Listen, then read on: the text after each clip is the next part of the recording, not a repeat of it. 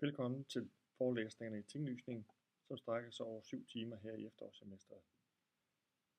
Rettighed over fast ejendom skal registreres i et centralt, offentligt tilgængeligt register, nemlig Tingbogen, og tinglysningssystemet tjener som en model for en række andre lignende systemer, fordi systemet har virket upåklageligt og stabilt siden indførelsen i 1928. Således tjener tinglysningssystemet til inspiration for lignende systemer, såsom skibsregistret, luftfartsregistret, som omhandler registrering af rettigheder over henholdsvis skibe og luftfartøjer, og også for værdipapirdepoter vedrørende rettigheder over dematerialiserede fondsaktiver. Tinglysningssystemet tjener en række forskellige formål. Et af de væsentlige formål er, at ved tinglysning af rettigheder over ejendommen har man foretaget sin sikringsakt, det vil sige, at man sikrer sin ret mod at blive fortrængt af andre efterfølgende rettigheder i ejendommen.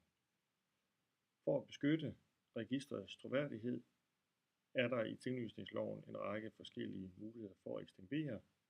Det vil altså sige, at godtroende aftaleerhververe eller retsforfølgende kreditorer i visse situationer kan fortrænge allerede eksisterende rettigheder, hvis disse rettigheder har forsømt at foretage den fornødne sikringsakt, nemlig tinglysning i Tingbogen.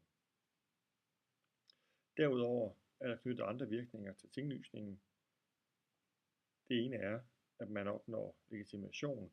Det vil altså sige, at man opnår ret til at råde over ejendommen, fordi tinglysningssystemet kigger på, hvem der ifølge Tingbogen er berettiget til at foretage den pågældende disposition.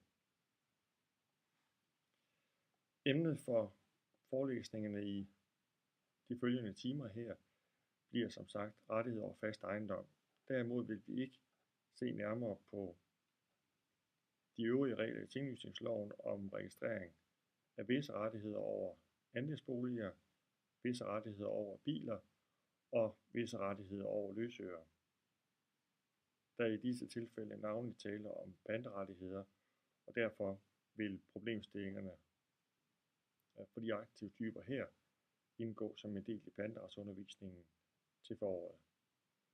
Der er på Aula uploadet en undervisningsplan, som angiver rækkefølgen for gennemgangen af emnerne i de følgende timer. Og det er den rækkefølge, som forelæsningsrækken her vil følge. Om tidsplanen holder 100%, afhænger af dels hvad der kommer af inputs, og dels om der skal afholdes forskellige afstemninger eller andre pædagogiske redskaber til at bryde forelæsningsrækken herop. Men se i undervisningsplanen med angivelse af, hvilke dele af pensum forelæsningerne til næste gang vil basere sig på.